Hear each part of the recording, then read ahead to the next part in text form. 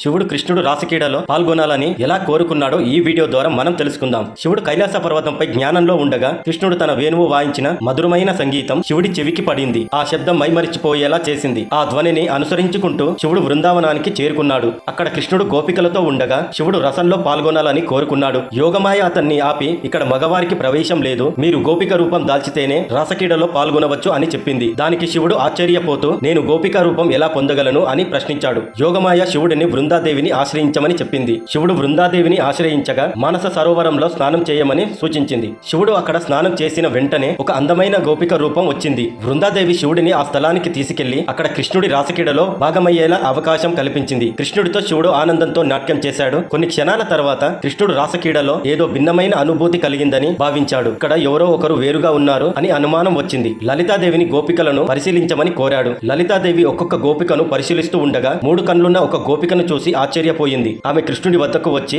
ఇక్కడ ఒక గోపికకు 3 కన్నులు ఉన్నాయి అని చెప్పింది. శివుడి గోపిక రూపాన్ని చూసిన కృష్ణుడు పకపకా నవ్వుతూ, ఓ మహాదేవ, మీ భక్తి నాకు ఎంతో ఆనందం కలిగించింది. మీరు రసంలో పాల్గొనడం గొప్ప సంతృప్తిని ఇచ్చింది. కానీ రాసక్రీడ గృహస్థలకు కాదు. కాబట్టి ఇకపై మీరు గోపేశ్వర మహాదేవుడిగా, రాసక్రీడ ద్వారపాలకుడిగా నిలవాలని అని వరం ఇచ్చాడు కృష్ణుడు. ఈ విధంగా శివుడు గోపేశ్వర మహాదేవుడిగా ప్రసిద్ధి చెందాడు. శివుని ఆశీర్వాదం పొందడం కోసం గోపికలు కూడా ఆయన్ను ప్రార్థిస్తారు. మీరు పరమశివుడికి, కృష్ణుడికి భక్తులైతే ఒక లైక్ చేయండి.